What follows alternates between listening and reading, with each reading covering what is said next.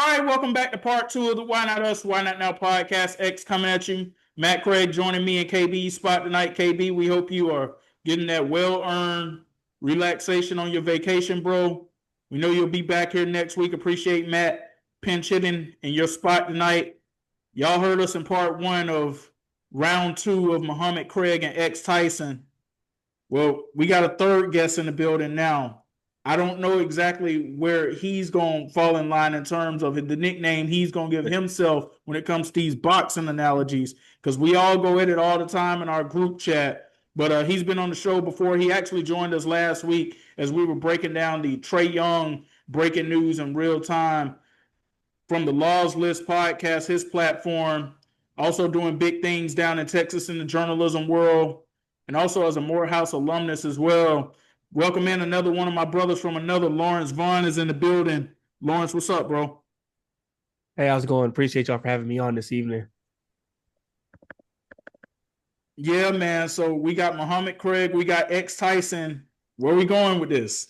Mayweather Law. Mayweather. Okay, I like it. Mayweather. I like it. Mayweather Law. Just hang on the ropes, play with him for a little bit. But when I land that knockout, it's a wrap. And you undefeated. So there you go. Well, fellas, we got to get into some more of this NFL playoff action that happened on Wild Card Weekend, and that would be the San Francisco 49ers rolling into Philly and shocking the Philadelphia Eagles. San Francisco winning that matchup 23-19.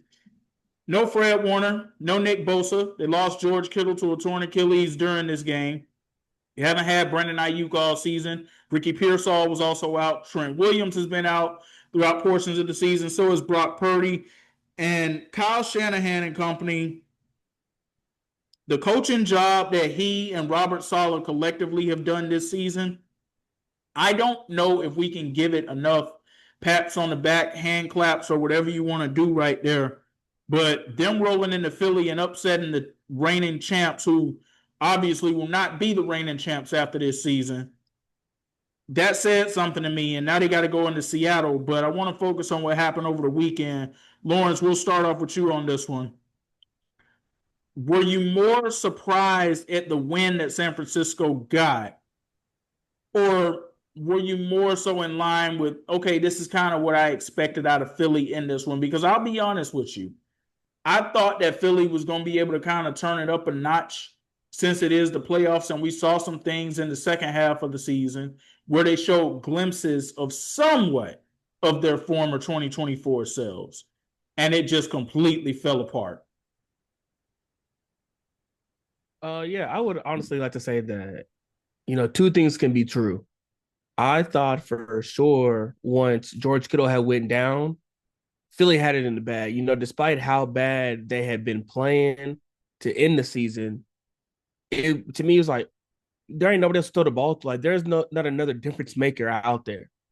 But boy, was I wrong. I mean, if one bad apple can truly rot in a bunch, and you got your most talkative diva receiver who's crying for the ball more often, dropping the ball. The pass isn't always going to be perfect, but the times that Jalen laid it out there for AJ, he could have come up with it. So here we have a situation where AJ crying for the ball, give me the ball more, give me the ball more. We get it to you in situations we can, because, I mean, that 49ers front four wasn't just sitting back. They was getting after it. I'm giving you opportunities, you dropping the ball. I mean, Dallas Goedert was their best receiver. So I feel like two things can be true to answer your question. I'm with you on that 100% when it comes to that. But it's the way that San Francisco was able to scheme up some things in the second half. Jawan Jennings, a wide receiver, had a touchdown pass in that game. You would expect that to all be the quarterback, but they schemed up some trick plays and they were able to get some things done. But that Philadelphia offense, Jalen Hurts in that second half, I don't know if it's a Jalen Hurts thing. I don't know if it's an A.J. Brown thing, who only had 3 catches for 25 yards in this game. That's supposed to be one of the elite wide receivers in the game. That performance is absolutely unacceptable.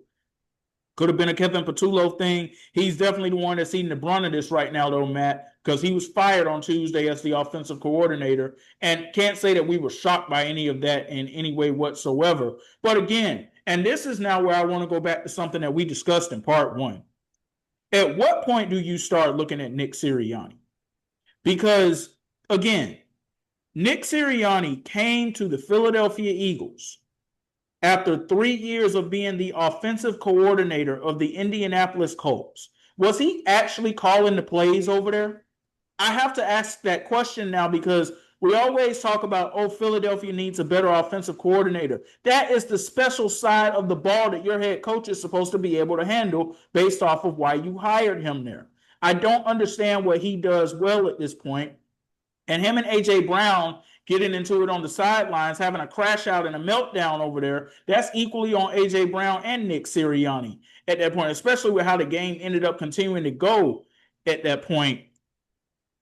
Matt, where exactly do you see Philly trying to go realistically in terms of who they will probably look at to be their next offensive coordinator? And I say realistically because I know that Mike McDaniel is a name that we have thrown out in the past. But as I said in part one, I don't believe that's a realistic possibility because I think he's going to be a head coach again in 2026. Preferably, I think he's going to be the coach of the Tennessee Titans. Matt, where do you see them being able to go from here? Or is it possible that Nick Sirianni is walking into his final season as this team's head coach? Two things can be true. I see where they're going from here, but I also see this being Nick Sirianni's last year as the coach. I don't know a name. I don't want to say I know a name because his name's floating out there. And obviously the hottest name for the offensive side is Mike. I mean, Mike McDaniels for what he did when he was with Miami. In the short when he first got there, it was like, wow, this is crazy. And then it kind of fell apart as the years went on. And like X, I didn't think Mike was gonna be able to get a head coaching job right off the bat. So that'd be interesting to see if he does get one. I know that was X take. So I'll be interested to see that. But I don't know a particular name that he or direction he could go. I just I just know.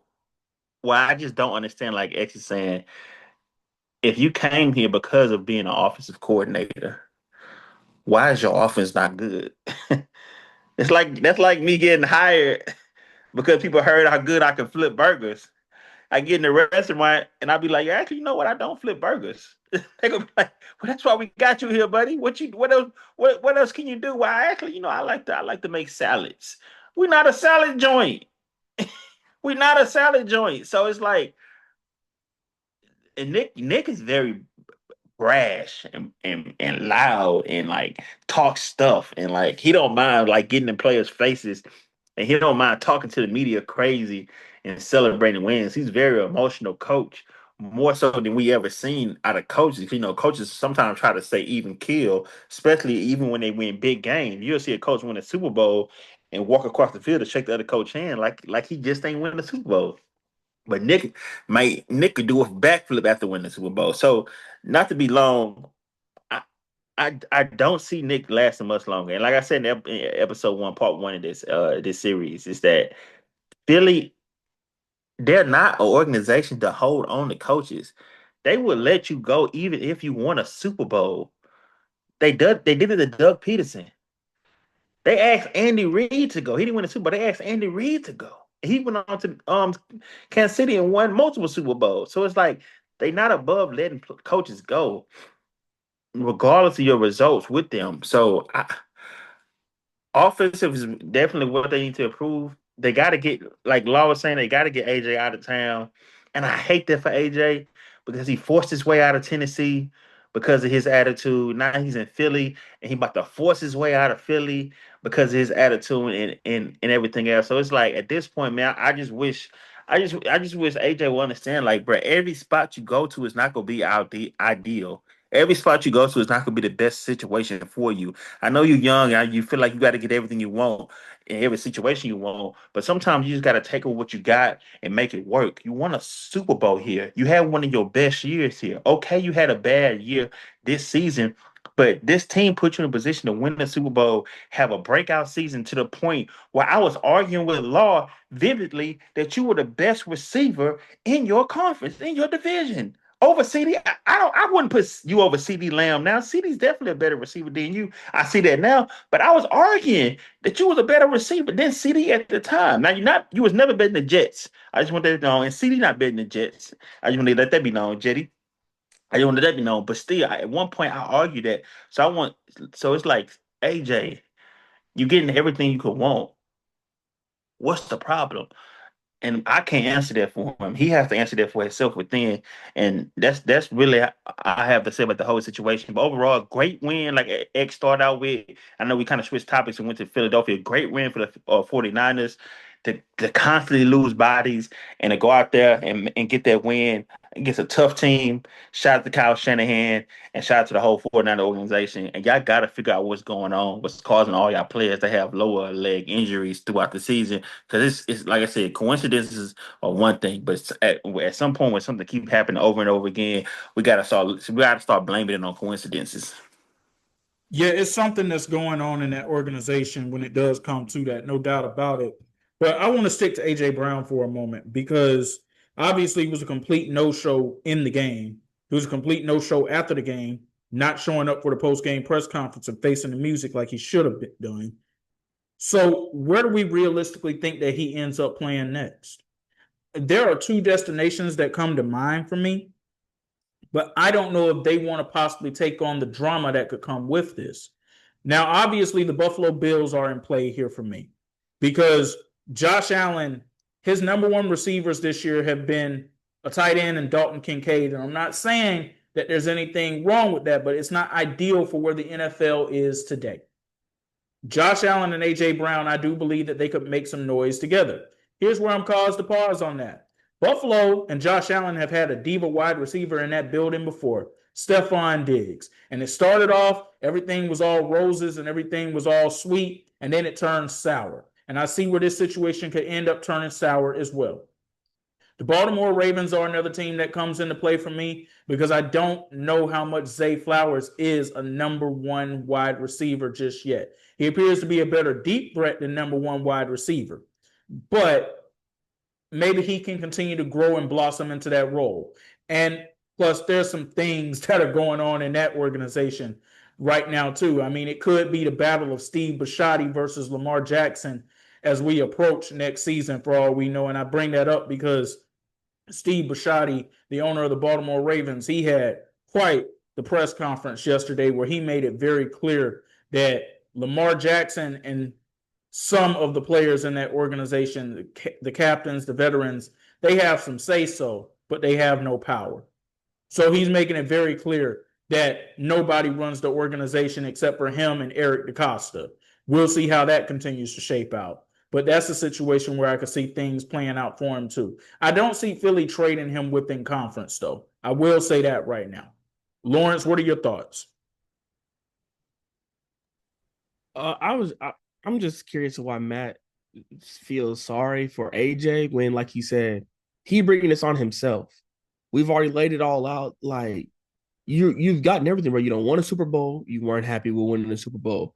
You get your looks. You declare wide receiver one. You're not happy with that because other receivers get more targets in the game.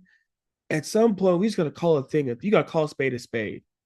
And it's like he might be the most diva wide receiver of all time. It's like nothing is enough for him. You're like, great, like other diva wide receivers, they win. At least I can mask my feelings and be like, all right, we're going to celebrate for now until next season. With AJ, well, yeah, we won, but I mean, I could have got the ball more.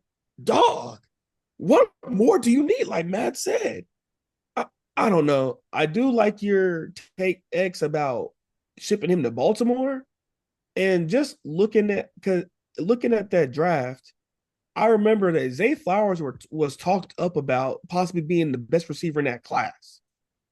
He had a lot of hype on his name in that class. Now, clearly we know today that he's not better than Jackson Smith and Njigba. But it's like, would Baltimore rather have a Jordan Addison right now, who was drafted one spot after him? You know, like these are the things that's like when even going back to CD's class, although I think CD was the best receiver in that class, The Eagles took Jalen Reagor before Minnesota took Justin Jefferson. If the Eagles take Justin Jefferson, do they have AJ Brown right now? No, they No. don't. But I also think they could have one extra Super Bowl right now if they had have done that too. Exactly. But that's my point. Like, and you just got to know when a bad apple is a bad apple, and you can't change that of him. He's gotten all the money in the world. He has the flexibility in the offense to be who he wants to be. I can line up on the left. I can line up on the right. It don't matter. You have to be able to say, like, he's just not a fit for the culture we're trying to build. I don't know about your take about him being the most diva wide receiver of all time. There is another A. Brown who we watched who literally quit in the middle of the game, threw his pads off, threw up the peace sign, and walked out of MetLife Stadium.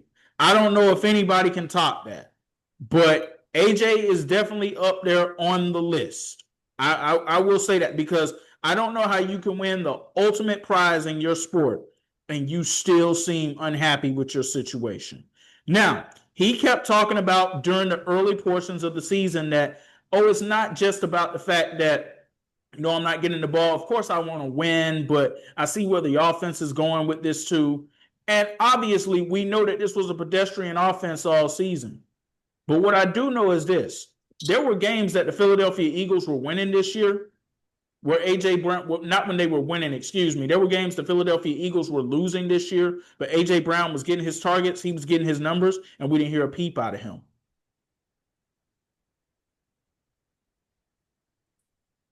So, Matt, what are your thoughts on everything that you've just heard? Well, man, I'm just at agreement with y'all. Yeah, I wish AJ the best. We go see where he goes from here, and for best landing spot, they gotta send him to the New York Jets at this point. Well, that's you say you wish him the best. That's obviously not for the best to do something like that because we don't even know who the Jets quarterback is going to be going Well, into next season. Kyler no, it Murray. might be Kyler. It That's not a just bad might take. be. It's not a bad take. But congratulations to the San Francisco 49ers. I don't know how much the train's going to keep rolling from here, though, because they got to go to Seattle this weekend and face the number one seed at Seahawks, who they got a bye week. And San Francisco, they come in here banged up. Seattle now gets to prepare for San Francisco without George Kittle. And it doesn't look like Ricky Pearsall is going to play in this game either. So they're really going to have to get creative. Christian McCaffrey is going to have to be a factor. Last time the Seattle Seahawks and San Francisco 49ers saw each other in week 18, Seattle shut all of that down. But this is the playoffs now. Things can change. They can be a little different. We'll wait to see what happens. But this is one of those games that I feel like is easily the one that could get out of hand this weekend in favor of the Seattle Seahawks. Another team that's going to be playing this weekend, fellas, are going to be the Buffalo Bills, and that's because they went into Jacksonville and they defeated the Jaguars. Josh Allen, he put on the cape in that fourth quarter, absolutely doing everything he could. He put on the cape in the game, honestly. There was a point in the game where we didn't know if he had a concussion. They put him in a blue tent for that. There was a point in the game we saw him bang his finger up against his teammate's helmet. They almost took him out of the game for that. There was a point where he went into the end zone to score a touchdown, and he had something that was going on with his knee. He had to go to the blue tent for that, and he stayed in that game, and they got it done. Now they head to Denver, and they face the Broncos on Saturday. A well-rested Broncos team. Sean Payton with a bye. This is one of the best offensive play callers in the history of the game. I just don't trust that quarterback that Denver's got back there in this moment more than I trust number 17 for Buffalo. Who are y'all giving the edge to on Saturday in this game? Let's hear it, Law. You his biggest hater. No, I'm a hater. That's crazy. That's crazy. I give the edge to Denver. The bye, I feel like they have the second best defense remaining in the playoffs right now. And I just feel like X pointed out, due to a lack of weapons on Buffalo's end, there's more of we can tell our D-line, our linebackers to go hunt, go get him. And I don't know. I mean, unless Keon Coleman go turn into prime Randy Moss and just catch everything thrown his way, I don't know what option Josh has. Yeah, I'll say this. Oh, go ahead. I'll say this before you go, Matt. Originally, I was riding with Buffalo coming into this game, and then I saw, in addition to them losing Gabe Davis to a torn ACL, they lost that wide receiver Tyrell Shavers to an ACL injury too. You can only lose so many, but they only have 3 active wide receivers on their roster right now. Yes, they got Kincaid. Yes, they got Dawson Knox, and I know that they got the all-threat running back that is James Cook. But going up against a defense like Denver's, I don't know if this is going to be able to be enough. And don't forget, they got Keon Coleman. It's gonna be his moment to shine, to step up and prove that he's the wide receiver they thought he was gonna be coming into the draft. Or coming out the draft. So I would say, for me, I would say I'm going Buffalo for this game, and for many reasons, mainly, but all of them lead to Josh Allen. And people may be listening to this podcast episode right now, and they be like, "Matt, you was just dogging on Caleb Williams about how he not this and how he not that," and then we talked about Jalen Hurts, and you was talking about how he not this and how he not that. It's like at some point, do you even like any of the quarterbacks? So let me just say this, and I'll be done. I'll be quick. For me, quarterbacks that are proven get less slack for me than quarterbacks that have unproven. And people are like, of course, but I say this to say this. So a quarterback can win games and still be an unproven quarterback. A quarterback can win a Super Bowl and still be an unproven quarterback. And for me, it's unproven is like, are you a top 5 guy? Are you a MVP level player? Are you a baller? And for me, Josh Allen is one of those guys.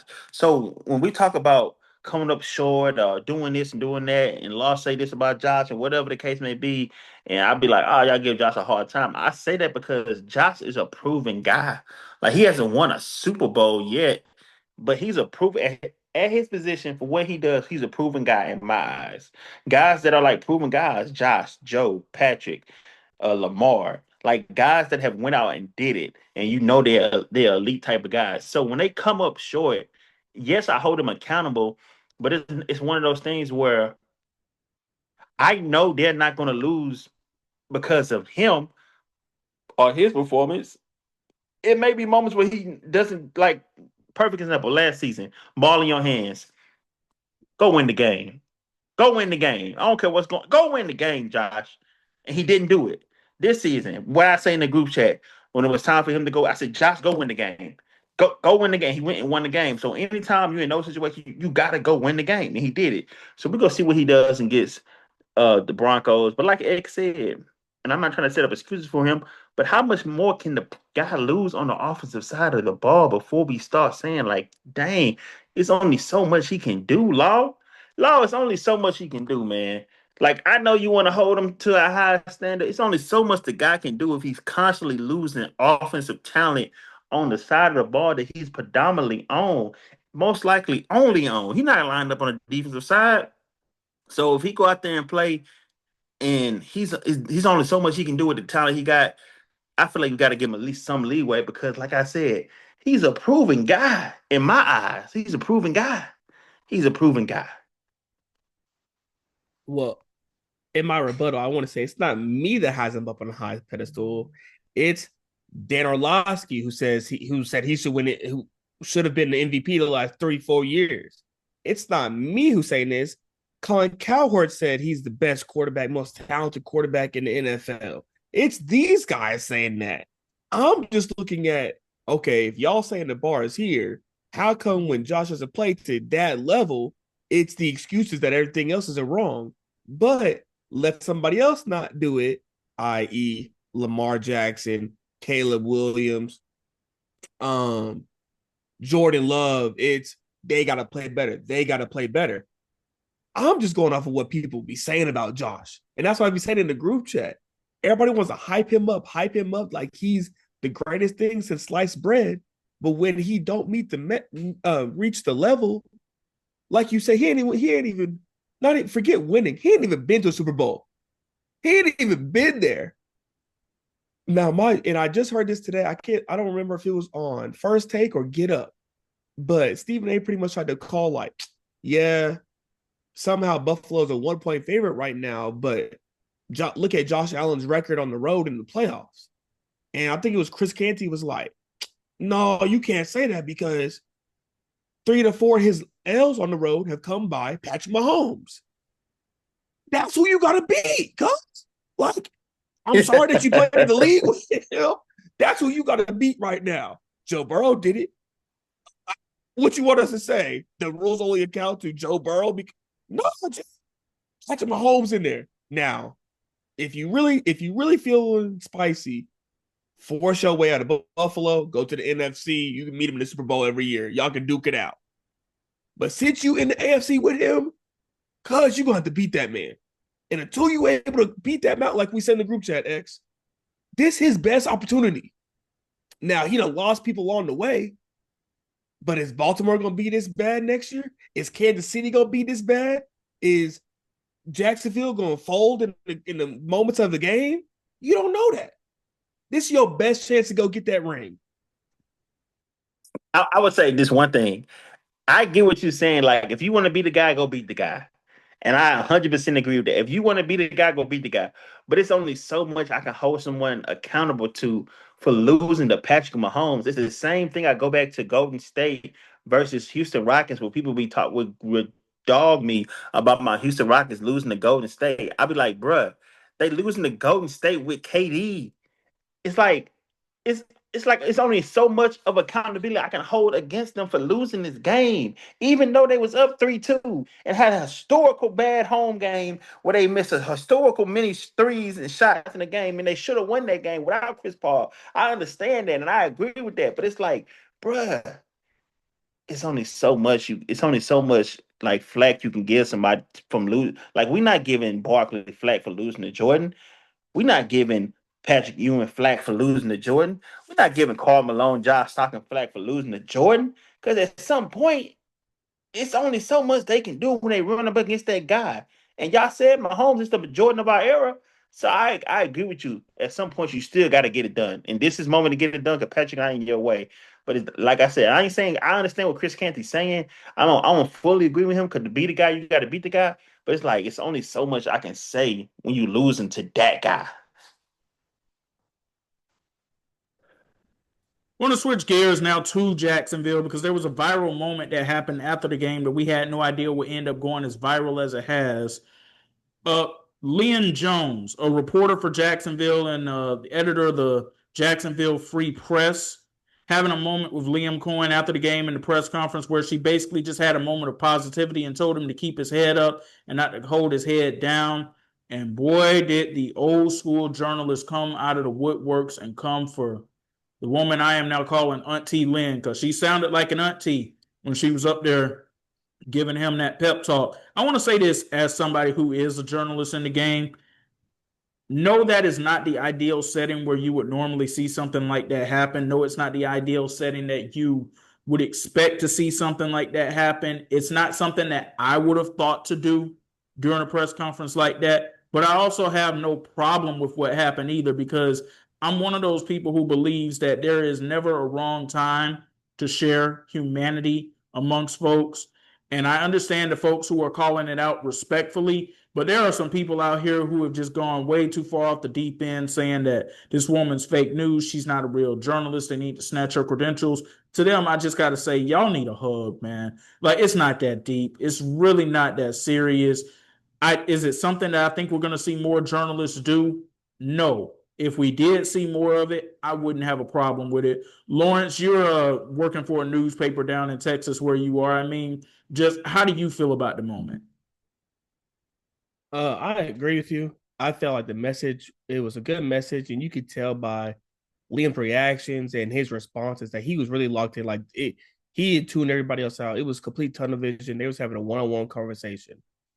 I just feel that, and I actually agree with my local outlets out here they said that talked about it on the radio. It was the right message. It was just the wrong messenger at the wrong time. And by no means am I saying that she doesn't have the right to say that to him. It's just though when she gave her credentials, like she's been going on this media run and giving her credentials, I just feel as if though you could have pulled him to the side after the presser. You could have gotten a one-on-one time that was a tad bit more intimate with him to express those feelings for him or to him. That way, it wouldn't have taken away from the time for the presser. I don't feel like what she did was heinous or anything that these people are making it out to be at all. I just feel, given that situation, given that circumstance, it wasn't necessarily called for. I also find it funny that the world is up in cahoots about it when a black woman does it, but when a white reporter did it to Kevin Stefanski in Cleveland, everybody just looked the other way. So I kind of see both sides, although I just don't agree with people calling her fake news or that her credentials should be yanked, any of that. But I do want to say that since that incident, since her whole thing is going viral, their newspaper subscription is up 250%. Love to see it. All publicity is good publicity. Matt, you being in the capacity that you're in with the career and the job that you have, obviously you're in a setting where you see these press conferences happen. And if you were in there, say at Northwestern, and there was a journalist that did that, just you being in the capacity that you're in, what would be your reaction to seeing something like that? So this is what I think about the whole situation. Shout out to Granny, as Auntie Hex said. Shout out to Granny. But for me, it's like I'm a positive dude. I love giving a good positive message. My students will tell you I would send a positive group me message at midterms. I would send a positive message uh email at the beginning of the school year. I'm like, I just want to send out positivity in class. I go on rants about mental health and taking care of yourself and knowing when you taking it on too much. Like that's just how I am. And so I didn't see a problem with that because I'm like that. But on the flip side of that, I'm also my students will tell you quick. I'm one of the hold them accountable. I'm one to call you on your BS. I'm one to say when you're doing wrong. I'm one to say when you need to step it up. So it's just like if she's there in that moment, giving a positive message to a guy she's been covering for the season, and throughout the season she has been covering him with blindfolds on as a reporter. I don't know that for sure because I haven't subscribed to it. And now here I see all the people subscribe to it. I need to check them out. They show some love to Granny. But if she's been doing her job throughout the season and in that moment she took a chance to just show some humility, I have no problem with it. And then all the reporters is coming out talking about you're not supposed to do that. That's not journalism. You supposed to stay unbiased, yada yada yada. Jamel Hill is one of them. Jamel Hill's favorite football team is the 49ers. How do I know that? I don't know Jamel Hill because she talks about it on the media. That's not her staying unbiased. That's her letting people know who her favorite team is. Mina Kimes, she didn't say anything bad about the lady. Mina Kimes' favorite football team is the Seattle Seahawks. Seattle Seahawks. How do I know that?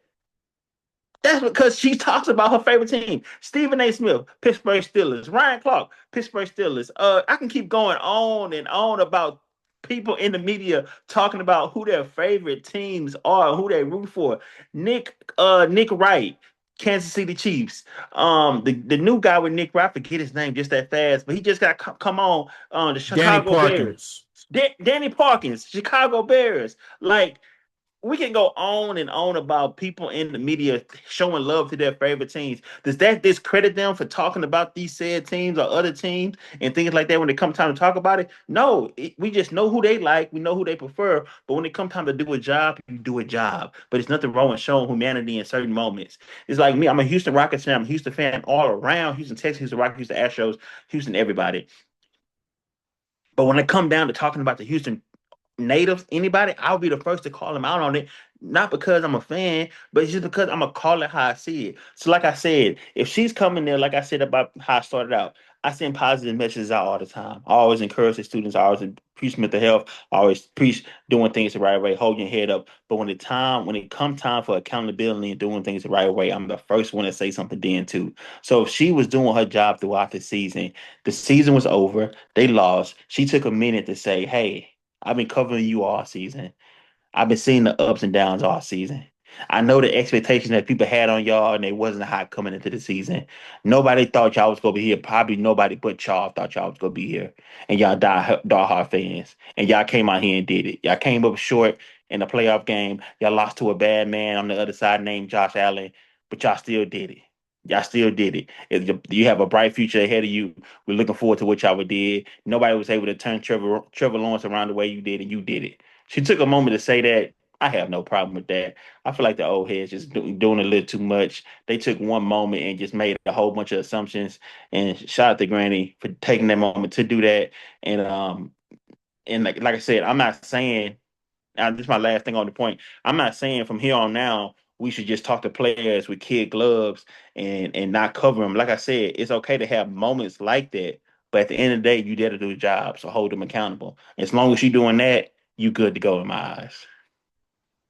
And I have no reason to believe that she wasn't doing that. I haven't heard anything differently out of Jacksonville in terms of that. That's not a part of my coverage area, by the way, but I'm just telling you what I have and haven't heard in terms of that.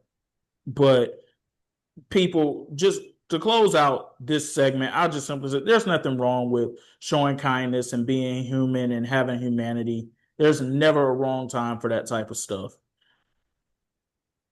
Well, I want to go back to the Mike Tomlin news really quickly. And Lawrence, I want to get your thoughts on it because Matt and I, we talked about it in part one. 19 years at the helm, steps down as the Steelers head coach. I love the fact that he got to call his shot on this. He's earned the right to call his shot on this. When you first saw that notification yesterday, what was your reaction? Honestly, I was shocked, given all that he has put into the organization and all the success that he's had. I mean, the man's never had a losing season in his career. That's tough for anybody. Despite like all the that we now know, all the craziness and um just sabotage he's had to deal with over those years, he's always able to get the most out of his players, no matter if it's the starters or the backups. So it was shocking to see.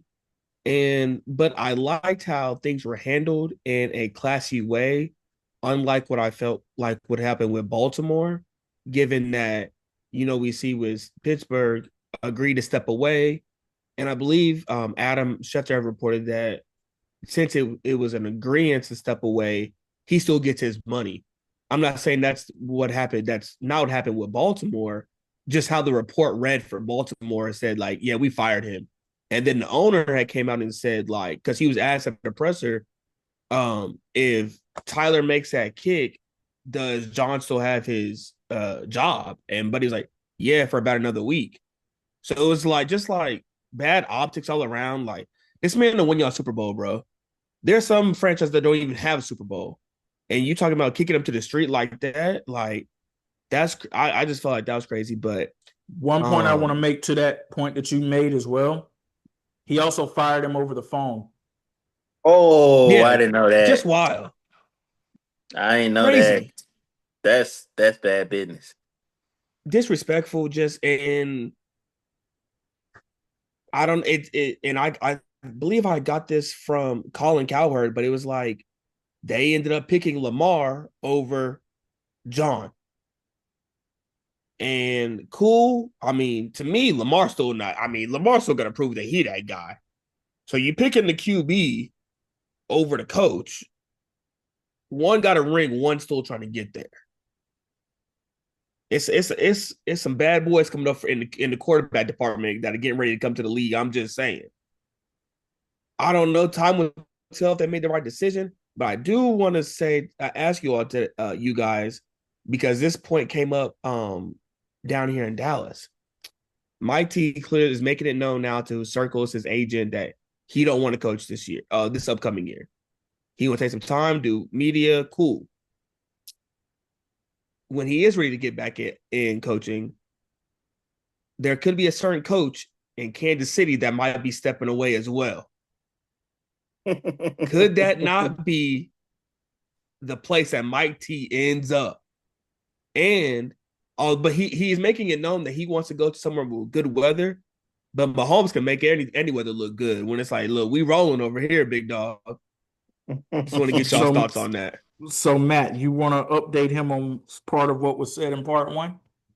Yeah, X brought that same point up. he said that same thing. He said that'd be the best landing spot for Mike if he was to step away for a season, do some media, do some family stuff, just relax. Really, going 19 years straight is crazy, and just come back next season when Andy may decide to step away because everybody pretty sure that Travis about to retire this season. Then Andy might give it one more go with Mahomes and be like, okay, y'all, I'm ready to step away myself. And then it might be a perfect situation for Mike to step in to be that guy instead of bringing in a young, unproven coach. You could bring him a guy that can set the tone, set the culture, and keep that kind of thing going with Mike. My guesses for Mike was Dallas and Philadelphia, and potentially Buffalo. And my But yeah, second guess besides Kansas City was Tampa Bay, bringing in the warm weather factor, if it made sense. And yeah, also the fact that Mike Tomlin's coaching career in the NFL really took off as an assistant with the Tampa Bay Buccaneers, where he was a member of the staff that won Super Bowl 37. yeah, that'd be interesting. I mean, out of all those spots, I mean, Kansas City number one. You can't pass up a chance. You can't pass up on a chance to coach somebody that's potentially the GOAT in his prime, bro. It's like that's a no brainer for me. I didn't think of that. So y'all definitely on par with that. If that happened, that'd be crazy. But that's definitely number one. Does I can anything consider that about that one. job though? Would anything about that job though scare you off? Because like you said, Travis about to retire. We know the defense getting older.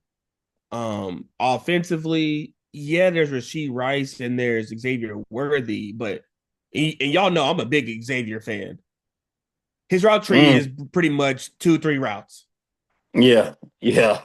So it's a to me the offense is a lot of like Pat go make some magic. And not more times than not, he's able to do that. He's able to make magic. But we seen this year, yeah, we sitting on all that.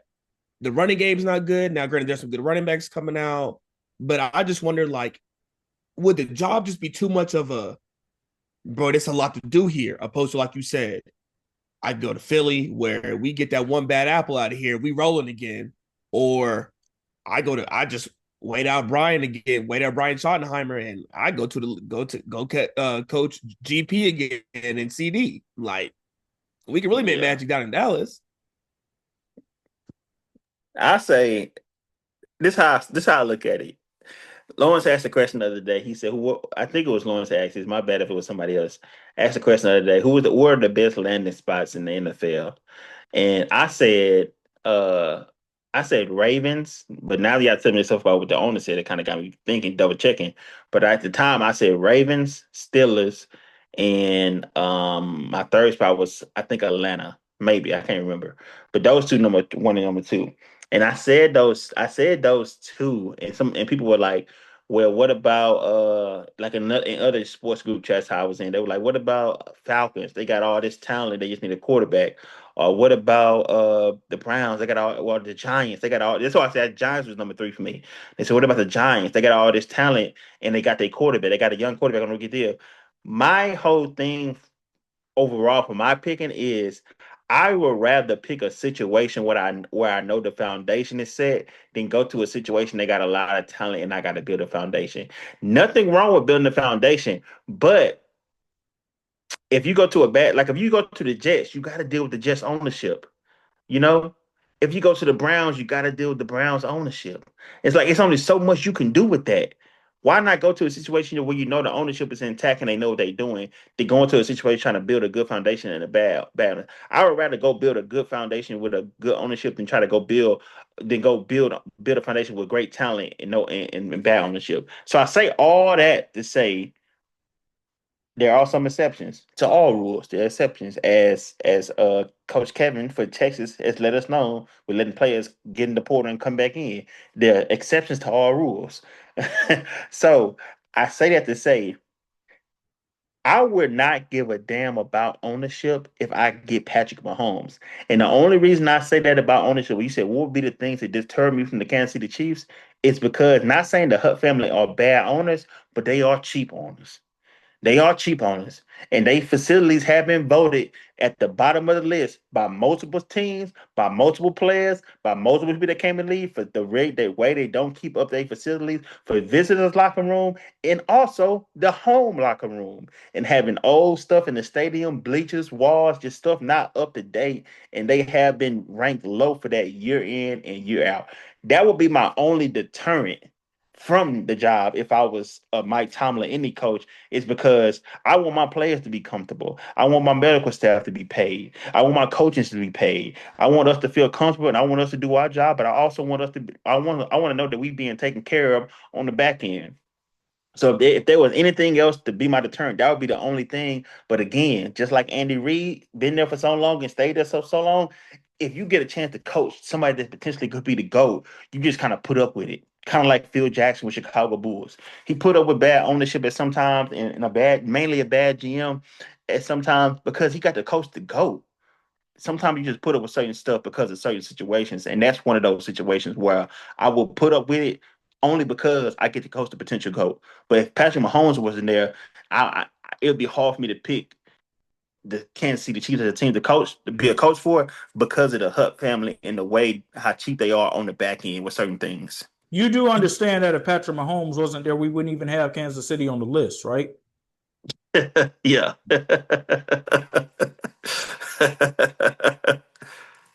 Definitely, I understand that.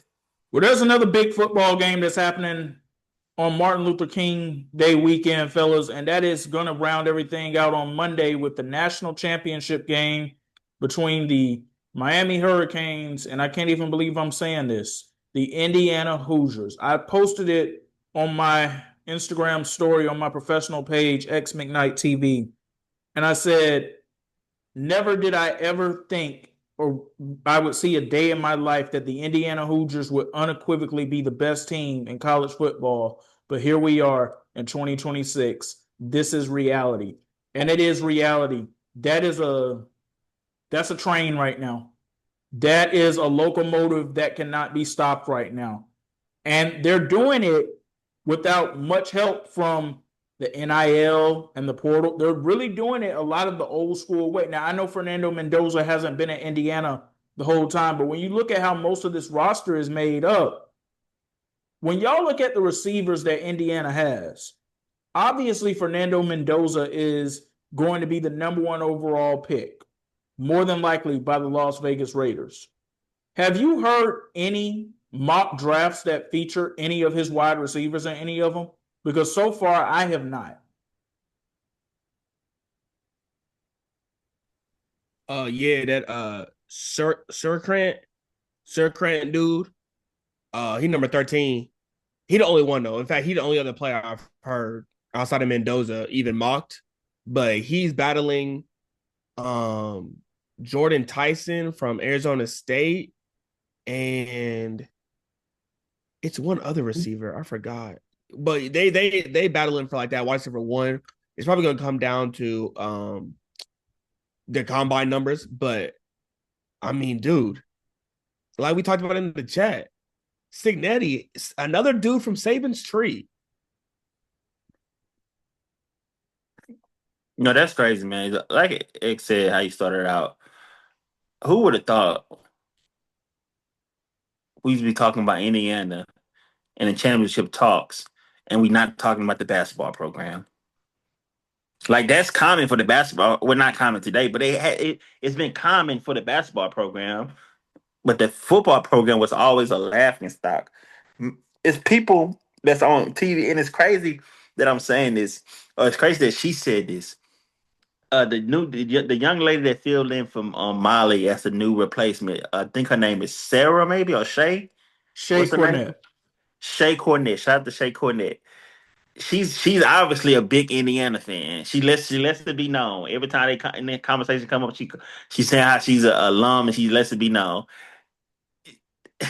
She said herself they didn't go to the Indiana games when she was in college. Mike, Mark Cuban gave them a whole lot of money to get more NIL players this upcoming season. But Mark said he never been to a college game in Indiana. He an alumni. So it's just like even the well-known alum that y'all have from the school didn't even go to the games to support the team.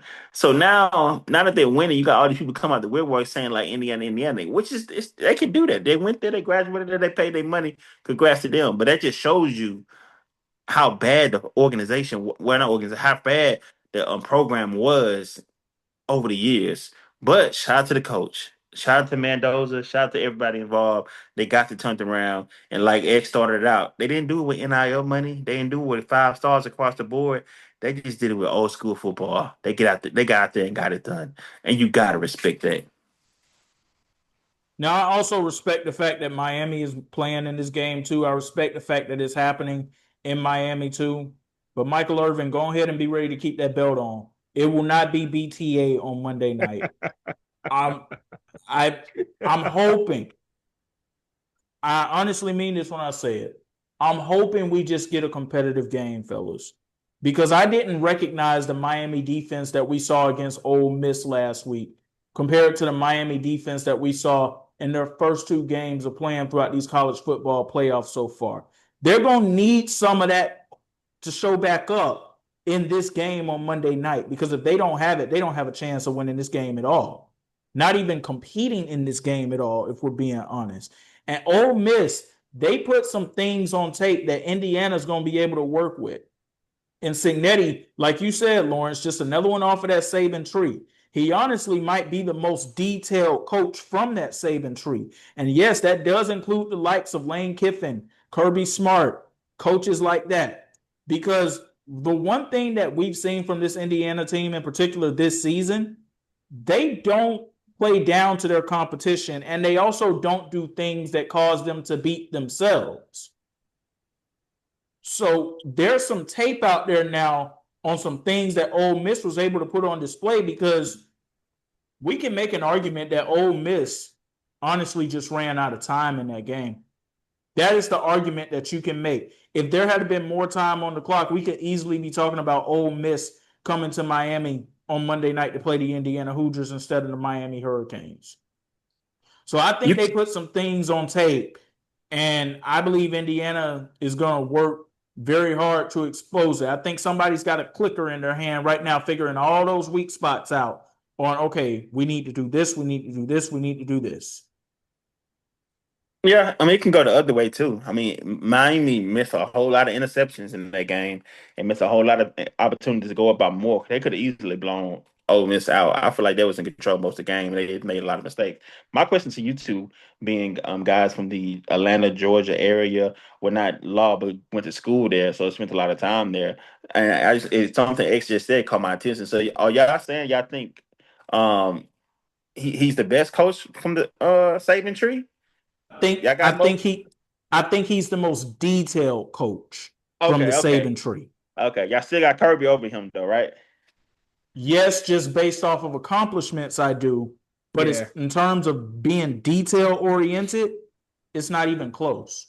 Okay, so if he was to get this one and win it, he get closer to it. Be okay, Law. Okay, I see you. All right. It's close. It'd be close. Okay. I got you.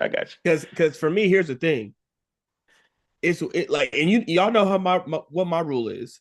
It's okay. Anybody could do anything one time, but there's 2 back-to-back years where they've been dominant, and I can't remember what tripped them up last year. I think it was like a close loss that they had in the regular season to Oregon last year. They're undefeated, and it's like they're making light work out of everybody they play. I'll say, I just don't see a weakness, bro, when they be playing. They got 2 solid running backs. Mendoza be dotting up the receivers, making the receivers look like they was 5 stars, but they not. I just struggle to think, can Carson Beck go match a 7 when Indiana gets 7? Can he do that consistently for 4 quarters? Because the moment you fall down 2 scores, it might be lights out. Y'all honestly want to know where I think this game is going to be won and what I think is the most intriguing matchup in this entire game coming up? The battle of Indiana's offensive line versus Miami's defensive line. This is going to come down to the trenches. Yeah, do y'all think this is my last question on it? I'll leave it alone. I know I need to go get to the next topic. You don't like in a rematch. You don't think Ohio State could have got him? Yes, no. I do. Ohio State, yes, in a rematch, I do. Okay. Because it was a 13-10 game. Yeah, okay. That was the most competitive game for me for them all season. Them actually, especially coming off the championship and all those other things. I feel like Ohio State had the best shot at them, but Indiana pulled it out. So yeah, that's what I say. I don't think so for 2 reasons. Well, one reason. This Ohio State team wasn't tested. They weren't put through anything. So that moment when it's a close game, backs get tight, palms get sweaty. G, like we ain't never been here before. The only cat that didn't look phased was Jeremiah, but Jeremiah can't throw the ball and go catch it himself. You had a true freshman, Julian Saint, which he had a great year, but it's like, and Caleb Downs said this on, I believe it was on his brother's podcast. He said in the Big Ten, there's only about 4 games that he had to like really play. The rest of the time, he just back there doing whatever. Because he knows like our talent's at a higher level here at Ohio State than Iowa or Virginia Tech. I don't got to go 100%. And you just can't flip that on like, oh, we in the Big Ten championship, we got to turn it on now. It don't work that way. The best game Ohio State had was Texas week 1, 14-7. After that, they played cupcakes until the Big Ten championship. And it's like, oh, so that we going against a real team again. You can't just turn it on like that. So they had that issue. They weren't pushed. They weren't, it wasn't a situation where it's like, all right, we're down 2 scores late in the 3rd quarter. How are we gonna come back? We're down 10, 4th quarter. How are we gonna get back? They never had to answer those questions. Now, neither did Indiana, but Indiana was just a more dominant team throughout the year. And the one time they did face adversity, when they played Oregon, they still ended up winning by 10.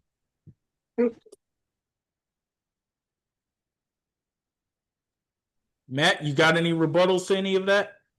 No, yeah, that was mainly my question, so I'll let you get to the next topic. That's actually the final topic that I have for y'all. We got to wrap up this episode of the Why Not Us, Why Not Now podcast. But before we do, obviously, I just made it known that I believe Indiana's going to win this game. Who do y'all think is going to win this game? Keep the belt up. You won't be beaten in this game. I got Indiana. Yeah, I got Indiana me matter of fact, game going to be over by halftime. But before you close out, X, me and X already went through it. But what's your playoff predictions for this week?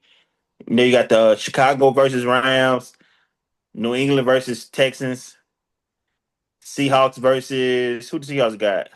49ers. 49ers, yeah. Yeah. All right. Yeah. Well, give me Seahawks for sure. Give me the Rams. Yeah, give me the Rams. You know what? I'm not gonna hold you. Houston social media team just got me believing. So give me the Texans. And then who Buffalo play? They played Denver. Yeah, give me Denver. Yeah. Denver. Okay. Shocker. I like it. And as I said in part 1, I'm not going to be able to pick a winner for this Patriots-Texans game until this game is actually getting ready to go to kickoff, because I believe that it's 50-50 either way, because I know that the Texans defense is going to be able to cause problems for Drake May. But just based off of what I saw New England's defense do to Justin Herbert, it's going to cause some problems for CJ Stroud too. So it's going to be one of those defensive battles for sure. Agreed. I got for the Seahawks game. I'm going. I'm going. I'm gonna go Seahawks, bro. I'm a believer in Kyle, but I'm gonna go Seahawks. And then for the Rams, I already said I'm going Rams for Chicago, and y'all already know what it is for Houston. And then for Bills, I'm going Buffalo. Denver, I'm going Buffalo. I'm gonna go ahead and go Denver. I'm going with the Seahawks for sure in that game. I'm giving Chicago the edge just because of the weather and because I believe they're going to be able to run the football better. And I believe that's going to be the key to them winning this game. That's a huge factor. If it ends up being an aerial attack, though, I think Matthew Stafford will outduel Caleb Williams. But I don't think that's going to end up being a factor in this game. And like I said, TBA on the Patriots and the Texans, because that's a lot of defense right now, because Houston's defense, without a shadow of a doubt, is the best defense in the NFL that I've seen this season. But New England, what I watched them do on Sunday night, they're no slouches either. So I don't have a pick for that one yet. Sorry, fellas. But that's going to do it for another edition of the Why Not Us, Why Not Now podcast. Appreciate Matt and Lawrence joining us for this one. We'll be back next week. KB will be back, and we'll be talking conference championship game predictions. Can't wait for that one. Appreciate y'all, fellas. For Matt and Lawrence, I'm saying peace.